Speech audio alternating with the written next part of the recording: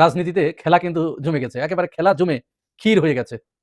আপনারা নিশ্চয় অবগত হয়েছেন, আমাদের সদ্য বিদায়ী পরিবেশ ও বন উপদেষ্টা রেজওয়ানা হাসান, সুন্দরীকোটায় যিনি চাকরি পেয়েছিলেন, উপদেষ্টা হয়েছিলেন, তিনি একটি বিস্ফোরক মন্তব্য করেছেন। আর তার এই বিস্ফোরক মন্তব্যের পরেই দেশ জুড়ে রাজনীতিতে একটি নতুন মাত্রা যোগ হয়েছে। পররাষ্ট্রমন্ত্রী খলিলুর রহমান এবং সাবেক উপদেষ্টা রেজওয়ানা হাসানকে গ্রেফতারের দাবিতে আজ জুম্মার পরে বাইতুল মুকাররমে বিক্ষোভ মিছিল করবে বাংলাদেশ জামাত ইসলামী। উপদেষ্টা রেজওয়ানা চৌধুরী, আপনি সত্য স্বীকার করেছেন, ওনাকে অ্যারেস্ট করা উচিত, ওনাকে গ্রেফতার করা উচিত। উনি যদি আমাদের মানুষের ভোট অধিকার কেড়ে নিয়ে থাকেন তাহলে ওনার বিচার হওয়া উচিত। নির্বাচন তো অবৈধ হবে, অন্তর্বর্তীকালীন সরকার অবৈধ হবে, আপনারা যে পার্লামেন্টে গেছেন তাও তো অবৈধ হবে, গণভোট যদি অবৈধ হয় তো আপনার এমপি গুলো তো অবৈধ হবে। এই সংবিধান মানতে গেলে তো শেখ হাসিনাকে প্রধানমন্ত্রী মানা লাগবে। মাত্র ১.৫ সপ্তাহের মধ্যে বিএনপি সরকার যা করেছে অকল্পনীয়। এই সরকার ১.৫ বছরের বেশি টিকতে পারবে না। দুর্নীতির এক স্বর্গরাজ্যে পরিণত করেছে বাংলাদেশকে। পুকুর চুরি নয়, সাগর চুরি। এরা পুরো বাংলাদেশকে বিক্রি করে দিবে। অবাক হবেন যে কি ঘটিয়েছে। রন্ধ্রে রন্ধ্রে দুর্নীতি। হাসিনার আমলে, ইউনূসের আমলে যেসব জায়গায় দুর্নীতি ছিল না, সব জায়গায় দুর্নীতি ছড়িয়ে পড়েছে। কারণ হলো যে এই যারা আজকে পাঁচাটে, এই পাঁচাটা বাহিনী 2 দিন পরে রাতারাতি বের হয়ে যাবে। আর আরেকটা অনুরোধ আপনার কাছে করে যাই, জীবনে কোনোদিন আওয়ামী লীগকে নিয়ে আসার চেষ্টা করেন না। আওয়ামী লীগকে যদি নিয়ে আসার চেষ্টা করেন, আপনার দল থাকবে না। কেন থাকবে না জানেন? জামাত ইসলাম কিন্তু পেছনে যাবে না। জামাত ইসলাম যেখানে সেখান থেকে সামনে। আসসালামু আলাইকুম রহমতুল্লাহ। আজকের গুরুত্বপূর্ণ সংবাদে আপনাদের স্বাগতম। ভিডিও শুরুতেই বুঝতে পেরেছেন আজকের বিষয়টি অত্যন্ত গুরুত্বপূর্ণ ও সময়োপযোগী, তাই অনুরোধ থাকবে ভিডিওটি না টেনে শুরু থেকে শেষ পর্যন্ত মনোযোগ সহকারে দেখবেন। যারা এখন আমাদের চ্যানেলটি সাবস্ক্রাইব করেননি তারা চ্যানেলটি সাবস্ক্রাইব করে পাশে থাকা বেল আইকনটি অন করে রাখুন, যেন সবার আগে সর্বশেষ ও নির্ভরযোগ্য সংবাদ পেয়ে যান। যারা ইতিমধ্যে আমাদের চ্যানেলটি সাবস্ক্রাইব করেছেন তাদেরকে অসংখ্য ধন্যবাদ। দর্শক, চলুন কথা না বাড়িয়ে ভিডিওতে একটি লাইক দিয়ে ভিডিওর মূল বিস্তারিত অংশ দেখে আসি। প্রিয় দর্শক, আসসালামু আলাইকুম। রাজনীতিতে খেলা কিন্তু জমে গেছে, একেবারে খেলা জমে ক্ষীর হয়ে গেছে। আপনারা নিশ্চয় অবগত হয়েছেন, আমাদের সদ্য বিদায়ী পরিবেশ ও বন উপদেষ্টা রেজওয়ানা হাসান, সুন্দরীকোটায় যিনি চাকরি পেয়েছিলেন, উপদেষ্টা হয়েছিলেন, তিনি একটি বিস্ফোরক মন্তব্য করেছেন।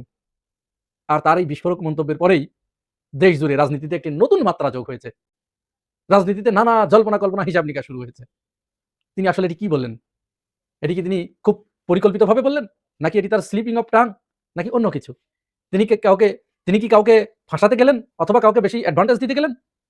এই নানান সমীকরণ এখন রাজনীতিতে শুরু হয়েছে। আপনারা জানেন, নির্বাচনের দিন রাত 12টার পর থেকে জামাত ইসলাম এবং এনসিপি সহ 11 দলীয় জোট, তারা বারবার এই কথাটা বলার চেষ্টা করে আসছে যে এই নির্বাচনে বিশাল রকমের একটা সূক্ষ্ম কারচুপি হয়েছে, এবং এটা এমন ইঞ্জিনিয়ারিং হয়েছে যে শেখ হাসিনার ইঞ্জিনিয়ারিং ধরতে কিন্তু প্রায় বছর 2-3 সময় লেগে গিয়েছিল। কিন্তু বিএনপি তো আসলে সব জায়গায় কাঁচা। তারা এমন নাটক সাজায়, আমরা এর আগেও দেখেছি, তারা যে নাটকগুলো সাজিয়েছে সে নাটকগুলো 1-2-3 ঘন্টার ভিতরেই সেটি মাঠে মারা গেছে, ফাঁস হয়ে গেছে। এবারও তাই। আমরা যারা এদেশের সচেতন নাগরিক, যারা নির্বাচনের দিন 12 ফেব্রুয়ারি সারা রাত টিভি সেটের সামনে বসেছিলাম, বিশেষ করে ভোট গ্রহণ শেষ হবার পরে গণনা যখন শুরু হলো, তখন থেকে রাত 8টা পর্যন্ত আমরা একরকম চিত্র, সর্বশেষ যেটি দেখলাম বিভিন্ন মাধ্যমে, অনলাইন যে প্ল্যাটফর্মগুলো আছে, এমনকি বিবিসির ওইখানেও, জামাত ইসলাম 84, বিএনপি 77। হঠাৎ করে সমস্ত কিছু স্তব্ধ হয়ে গেল। এরপরে 3-4 ঘন্টা পরে এমন ভাবে আসা শুরু হলো, আস্তে আস্তে শেষ পর্যন্ত বিএনপি 209, জামাত ইসলাম 68, এইখানে গিয়ে ঠেকলো। তো এদেশের সাধারণ নাগরিক যারা, এরা তো এখন আর বোকা নেই। এরা প্রত্যেকেই এখন, প্রত্যেকের হাতে এখন মিডিয়া। এই মিডিয়া থাকার কারণে প্রত্যেকেই আগে ভাগে সবকিছু জেনে গিয়েছিল। এরপরে জামাত আমিরকে প্রশ্ন করলো খালিদ মহিউদ্দিন যে আপনারা এই যে কারচুপির অভিযোগ আনলেন, এটি কিভাবে? জামাত আমির দেখুন কি জবাব দিয়েছিলেন, তার সেই জবাব আজ কিভাবে অক্ষরে অক্ষরে পূর্ণ হয়ে গেছে, দেখুন আগে তার কথা শুনুন। যদি কেউ ইঞ্জিনিয়ারিংটা করে থাকে, এরা কারা আসলে? এরা কি ডক্টর ইউনূস সাহেব? এরা কি ভিতরে থাকা আপনাদের লোক, বিএনপির লোক, সেনাবাহিনী? তারা কারা আসলে? মানে if there is an engineering. এখানে ওরকম স্পেসিফিক্যালি বলতে হলে তো আমার সামনে সাবস্টেন্সিয়াল ডকুমেন্টস লাগবে। কিছু জিনিস আছে বলা যায়, করা যায় না। কিছু জিনিস আছে করা যায়, বলা যায় না। কিছু জিনিস আছে বুঝি কিন্তু বলতে পারি না। এটা সমাজের কথা আমি বলতেছি, আমার বিষয়টা ভিন্ন। তো এই বিষয়টা পরিষ্কার হতে আস্তে আস্তে তো শুরু হয়ে গেছে না? এই 2টা রিপোর্টকেই যদি আপনি সামনে রাখেন, সেখানে আপনি কিছু আলামত পেয়ে যাবেন। এবং আমার ধারণা যে কিছুই গোপন থাকবে না। দেখেন, এই 2008 সালে যে ইঞ্জিনিয়ারিং হলো, সেই ইঞ্জিনিয়ারিং এর পরে এরশাদ সাহেব হাটে হাড়ি ভাঙিয়ে দিলেন একবার সংসদের ভিতরে। উনি বলেন যে মাননীয় সংসদ সদস্য কিন্তু ভুলে যাবেন না আমরা কিভাবে এই সংসদে এসেছি, কার হাত ধরে এসেছি, সবকিছু জনগণের ভোট নয়, এটা উনি বলে দিলেন একদম খোলামেলা। আমাদের ধারণা যে ঠাকুর করে কে রে আমি কলা খাই না, একদিন কে একজন বলে ফেলবে, আপনারা জেনে ফেলবেন। এই যে জামাত আমিরের সেদিনের সেই বক্তব্য, তিনি বলেছিলেন যে ঠাকুর ঘরে কে রে আমি কলা খাই না, আর ধর্মের কল বাতাসে নড়ে। এটা এমনই একটা বিষয়ে, কেউ যদি চুরি করে বা কেউ যদি কোনো অপরাধ করে, পাপ করে, এই পাপ যে কোনো ভাবে তার অবচেতন মনে, তার অ্যাবসার্ড মাইন্ডে যে কোনো সময় তার মুখ দিয়ে বের হয়ে যায়। এটা আল্লাহ পাকের ইচ্ছা এবং এটা প্রকৃতির বিধান অনুযায়ী এটি হয়ে থাকে। আল্লাহ এইভাবেই অপরাধীকে পাকড়াও করান। না হলে এই যে যারা মানুষ হত্যা করে এরা ধরা পড়ে কিভাবে? সমস্ত আলামত মুছে ফেলানোর পরেও আমাদের গোয়েন্দা সংস্থা, আমাদের পুলিশ বাহিনী এরা ধরে ফেলে না? এরা কিন্তু ধরে ফেলে। কারণ কি? যে এই কাজটা করে সে কোনো না কোনো আলামত রেখে যায়। তেমনি জামাত ইসলামের এই অভিযোগ একেবারে ১৬ কলায় পূর্ণ করে দিলেন উপদেষ্টা রেজওয়ানা হাসান। তিনি যে মন্তব্যটি করলেন চ্যানেল 1 এর সাথে একটি সাক্ষাৎকার দিতে গিয়ে, তিনি সেখানে কি বলেছেন আগে তার কথাটা শুনুন। নীতি বদলে দিয়েছে। হ্যাঁ, সেই শক্তি আমাদের সময়ে কোনো নীতি বদলাতে পেরেছে যেটা নারী শক্তির একটা পার্ট, এখন সেই শক্তির একটা পার্ট, সেটা সেই শক্তির একটা পার্ট যদি বিরোধী দল হয়েও থাকে, আমার এবং আপনার কাজ হবে তাদের রাজনীতির যেটুকুন অংশ নারীবাদের, নারীর ক্ষমতায়নের, নারীর সমান অংশগ্রহণের বিরুদ্ধে সেইটুকুন নিয়ে কাজ করা। কখনো যেন এই জাতীয় শক্তি মেইন স্ট্রিম না হতে পারে, আমরা সেই কাজটা করতে পেরেছি, তাদেরকে আমরা মেইন স্ট্রিম হতে দেই নাই। এই যে তার কথাটা শুনলেন পরিষ্কার, কিন্তু এখানে তিনি বলছেন যে আমরা ওই অপশক্তিকে মেইন স্ট্রিমে আসতে দেই নাই, মেইন স্ট্রিম হতে দেই নাই। তাহলে জামাত আমির ওই যে ওখানে যে কথাটি বললেন খালেদ মহিউদ্দিনের কাছে, ফলে গেল না? খুব বেশি দিন কিন্তু না। জামাত আমির খালেদ মহিউদ্দিনের সাথে কথা বলেছিলেন সম্ভবত ১৩ কি ১৪ তারিখে বা ১৫-১৬ এরকম হবে, আর এইটা প্রকাশ হলো ২ তারিখে বা ৩ তারিখে। তার মানে কি কয়েকদিনের ব্যবধানেই কিন্তু এটা আল্লাহ পাক ওনার মুখ দিয়ে বলিয়ে নিলেন। আমাদের সন্দেহ সেদিন থেকে শুরু হয়েছিল যেদিন মন্ত্রী পরিষদ এবং সংসদ সদস্যদের শপথ গ্রহণ হচ্ছিল জাতীয় সংসদ প্লাজায়। আপনারা নিশ্চয়ই অনেকেই ওই ভিডিওটা দেখেছেন। আমি আজকে আবার খোঁজার চেষ্টা করলাম, সরিয়ে ফেলেছে কিনা জানি না। যদি কেউ পেয়ে থাকেন তাহলে মন্তব্যে দিয়ে দিবেন। ওই দিন শপথ গ্রহণ অনুষ্ঠানে রেজওয়ানা হাসান দাঁড়িয়ে আছে, তার পাশ দিয়ে বিএনপির একজন নেতা যাচ্ছে। তাদের চোখে যখন চোখ পড়েছে, দুজনের যখন আই কন্ট্যাক্ট হয়েছে, তখন রেজওয়ানা হাসানের একটা বডি ল্যাঙ্গুয়েজ ছিল, একটা ইঙ্গিত ছিল ঠিক এইভাবে। যখন মানুষ কোনো কিছু করে সফল হয়, তার পরিকল্পনা যখন বাস্তবায়ন হয়ে যায়, তখন কিন্তু মানুষ এইভাবে মানে উল্লাস করে। ঠিক রেজওয়ানা হাসানকে আমরা এরকম একটি ভিডিও দেখেছি। ওই দিনই আমাদের সন্দেহ হয়েছিল যে তিনি কেন একজন উপদেষ্টা এরকম কেন করলেন। তার মানে কি তিনি কারোর সাথে কোনো দেন দরবার করে কোনো কিছু বাস্তবায়ন করেছে? কারোর সাথে কোনো প্রতিশ্রুতি বাস্তবায়ন করে দিয়েছে? ঠিক তার সেই বডি ল্যাঙ্গুয়েজ, তার সেই গেস্টার পোস্টার, এই আজকে যে ভিডিওটি বেশি ভাইরাল হলো সেখানে পরিষ্কার হয়ে গেল। এটা হওয়া দরকার ছিল। এই সাক্ষাৎকারটা কিন্তু আরো 3 দিন আগে দিয়েছে। জামাত ইসলামের উচিত ছিল আরো আগে এই বিষয়টা সামনে আনা। কিন্তু জামাত ইসলামের কথা আর কি বলবো, তাদের কথা তো আর বলে শেষ করার নেই। এরা প্রতিটা ক্ষেত্রে আল্লাহ এবং আল্লাহর রসুলকে দোহাই দিয়ে এরা বসে থাকে। অথচ আল্লাহ রসুলের হাদিস কি? উট আগে বানতে হবে, তারপরে ভরসা করতে হবে। কিন্তু এরা প্রত্যেকটা বিষয়ে আল্লাহ এবং আল্লাহ রসুলের উপর ছেড়ে দেয়। তো আল্লাহ এবং আল্লাহ রসুল তো স্বয়ং এখানে এসে কোনো কাজ করে দেবে না ভাই। এরা রাজনীতিতে এরা এখনো শিশু। বিরোধী দলের মাইরের চোটে সরকারি দল সবসময় তটস্থ থাকবে যে কোন পদ দিয়ে মারলো, কোন পদ দিয়ে মারলো। কিন্তু তারা তো একেবারে সুবোধ বালকের মতো ভাজা মাছখানা উল্টে খেতে জানে না, এরকম অবস্থা আর কি। যাই হোক, তারপরেও দেরিতে হলেও তারা একটা সংবাদ সম্মেলন করেছে এবং ডক্টর আব্দুল্লাহ মোহাম্মদ তাহের তিনি বলেছেন যে রেজওয়ানা হাসান তিনি রাজ সাক্ষী। এখন আমার আলাপটা আর একটু ভিন্ন জায়গায় আমি করি। এটা তো গেল, তো ফাঁস হলোই, প্রমাণ হয়ে গেল। এখন রেজওয়ানা হাসান বিএনপিকে অত্যাধিক ভালোবাসতে গিয়ে, বিএনপির প্রতি অত্যাধিক দরদ দেখাতে গিয়ে, তাদের আস্থাভাজন হতে গিয়ে তিনি যে কথাটি বললেন, এটি কি এই সুবিধাটা কি জামাতকে এনে দিল নাকি বিএনপিকে বিপদে ফেললো? প্রশ্ন আসে না?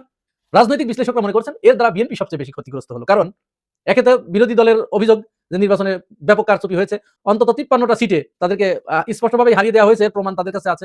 এরপরে আবার এরকম একটি বক্তব্য আসলো স্বয়ং উপদেষ্টাদের পক্ষ থেকে। তো এখন তারই সেই কথার পুনরাবৃত্তি ঘটলো এবং সত্যতা প্রমাণ করলো রেজওয়ানা হাসান। এখন বিএনপি কি করবে? এই অভিযোগ বিএনপি কি করে খণ্ডাবে? এখন বিএনপির সামনে কিন্তু 2টা পথ খোলা। বিএনপি যে জনগণের ভোটে নির্বাচিত হয়েছে এটা তাদের এখন প্রমাণ করতে হবে। এটা যদি তারা প্রমাণ না করতে পারে তাহলে কিন্তু জামাত যে প্রচারণা চালাচ্ছে বা আমরা সাধারণ মানুষ যেটা ভাবছি সেটা কিন্তু প্রতিষ্ঠিত হয়ে যাবে এবং সারা জীবন তাদেরকে এই দুর্নাম বয়ে বেড়াতে হবে যে তারা সূক্ষ্ম নয়, প্রকাশ্য কারচুপির মাধ্যমে তারা ক্ষমতায় এসেছে এবং জনগণের ম্যান্ডেটে নয়, তারা একটা ঘুডুর মাধ্যমে, ঘুডু সরকার নাম হয়ে যাবে, ঘুডু সরকার। এই ঘুডু সরকার শেখ হাসিনার যেমন নাম হয়েছে আমিডামির সরকার, রাতের ভোটের সরকার, বিনা প্রতিদ্বন্দ্বিতার সরকার। 3টা নাম, কিন্তু 3টা নির্বাচন হয়েছে, একটা আমিডামি, একটা রাতের ভোট, একটা বিনা প্রতিদ্বন্দ্বিতা। তো তাহলে বিএনপিরও কিন্তু এরকম একটা নাম হয়ে যাবে, ঘুডু সরকার। এখন ঘুডু সরকার নাম যদি বিএনপির হয়ে যায়, কিয়ামত পর্যন্ত তারা তাদের এই ব্যানার তাদের পিছন থেকে তুলতে পারবে না। এখন বিএনপির সামনে যে 2টি পথ তারা হয়, রেজওয়ানা হাসানের নামে মামলা করতে হবে যে তুমি এটা অসত্য বলেছ, প্রমাণ দাও। মামলা করতে হবে, মামলা করে রেজওয়ানা হাসানকে দোষী সাব্যস্ত করে এবং আদালতের মাধ্যমে এইটা প্রমাণ করাতে হবে যে তিনি যেটা বলেছেন সেটা অসত্য, তিনি তার মন গড়া কথা বলেছেন। এটি আদালতের মাধ্যমেই করতে হবে, কারণ এখন সবকিছুই তো আদালতের মাধ্যমেই হচ্ছে। জুলাই সনদে স্বাক্ষর করার পরেও সেটি শেখ হাসিনার মতো আদালতে নিয়ে গিয়েছে। শেখ হাসিনা কিন্তু মরেছে আদালতের কারণে। সে জনগণ থেকে যখনই আদালতের কাছে গেছে তখনই কিন্তু সে মারা গেছে। জনগণের জিনিস জনগণের উপরেই ছেড়ে দিতে হবে। যখনই আপনি জনগণকে পাশ কাটিয়ে আদালতের কাছে যাবেন তখনই মারাটা খাবেন। বিএনপির দ্বিতীয় কাজ কি হবে? যদি তারা রেজওয়ানা হাসানকে এইটা প্রমাণ করতে ব্যর্থ হয় যে রেজওয়ানা হাসান যা বলেছে সেটা অসত্য, তাহলে তাকে ওইটা মানতে হবে, মেনে নিতে হবে। রেজওয়ানা হাসান যেটা বলেছে সেটা সত্য, জামাত ইসলাম যেটা বলেছে সেটাও সত্য। তখন কি হবে? আদালত এই সিদ্ধান্তে উপনীত হলো যে ত্রয়োদশ জাতীয় সংসদ নির্বাচনে বাংলাদেশ জাতীয়তাবাদী দল জনগণের রায়ের প্রতিফলনকে উল্টিয়ে দিয়ে একটি গুডুর মাধ্যমে তারা ক্ষমতায় এসেছে। সুতরাং তাদের এই ক্ষমতা গ্রহণকে আদালত অবৈধ ঘোষণা করছে।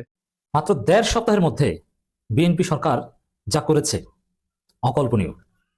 এই সরকার ১.৫ বছরের বেশি টিকতে পারবে না। দুর্নীতির এক স্বর্গরাজ্যে পরিণত করেছে বাংলাদেশকে। পুকুর চুরি নয়, সাগর চুরি। এরা পুরো বাংলাদেশকে বিক্রি করে দিবে। অবাক হবেন যে কি ঘটিয়েছে। রন্ধ্রে রন্ধ্রে দুর্নীতি। হাসিনার আমলে, ইউনূসের আমলে যেসব জায়গায় দুর্নীতি ছিল না, সব জায়গায় দুর্নীতি ছড়িয়ে পড়েছে। অতীতে যেরকম বারবার বাংলাদেশকে দুর্নীতিতে বিশ্ব চ্যাম্পিয়ন করেছিল বিএনপি, এখন আবার বাংলাদেশ দুর্নীতিতে বিশ্ব চ্যাম্পিয়ন হওয়ার পথে। মিডিয়া দিয়ে ধামাচাপা দেওয়া যাবে না। এস আলমের এক দালালকে বানিয়েছে বাংলাদেশ ব্যাংকের গভর্নর, এক অযোগ্য লোককে। বুঝলেন যে ব্যাংক খাত একদম ফোকলা করে দিবে। বিএনপির ব্যবসায়ীরা জাস্ট ওয়েট অ্যান্ড সি, সবকিছু খেয়ে ফেলবে। বাংলাদেশের যে রিজার্ভ, 3 মাসের আমদানি ব্যয় মেটানোর মতো যে রিজার্ভ থাকা দরকার, এই রিজার্ভ খেয়ে ফেলবে। দর্শক, কত ভয়ঙ্কর মাত্রা দুর্নীতি বিএনপি সরকার করেছে জাস্ট একটু খেয়াল করেন, একটা তথ্যে বুঝবেন। ঢাকা উত্তর সিটি কর্পোরেশনে একটা এক্সাম্পল দিই। সেখানে তারেক রহমান তার পছন্দের এক আন্ডার মেট্রিক এক কথিত নেতা, অযোগ্য নেতা, বর্তমান যুগে যে মেট্রিক পাস করেন, এ কেমন নেতা বুঝেন? আন্ডার মেট্রিক এক অযোগ্য নেতাকে উত্তর সিটি কর্পোরেশনের প্রশাসক বানিয়েছে। তিনি বলছেন তিনি 22 তারিখ, গত 22 ফেব্রুয়ারি দায়িত্ব নিয়েছেন। আর আমরা কথা বলছি 5 মার্চ, আপনারা একটু পরে শুনতে পারেন। এর মানে এই 1.5 সপ্তাহে আগের বিদেয়ী যিনি প্রশাসক ছিলেন মোহাম্মদ এজাজ, তিনি যেটা বলেছেন, তিনি ডিএনসিসি 26 অ্যাকাউন্টে 1260 কোটি টাকা প্লাস রেখে এসেছেন। 1260 কোটি 15 লাখ প্লাস টাকা রেখে গেছেন। আমরা ধরে নিলাম 1260 কোটি টাকা, 1260 কোটি টাকা। আর সেখানে এখন সেই আন্ডার মেট্রিক প্রশাসক তারেক রহমানের, তিনি বলছেন অবৈধ প্রশাসক, অলরেডি রিড করা হয়েছে। রাজনৈতিক নেতারা এভাবে প্রশাসক হতে পারে না নির্বাচিত সরকার আমলে। এটা পুরোপুরি গণতান্ত্রিক চেতনা পরিপন্থী এবং এটা অবৈধ, বেআইনি হবে। নির্বাচন করতে হবে, নইলে যারা বিসিএস অ্যাডমিন তারা দায়িত্ব পালন করবে। এই অবৈধ প্রশাসক তিনি বলছেন যে 25 কোটি টাকার মতো আছে।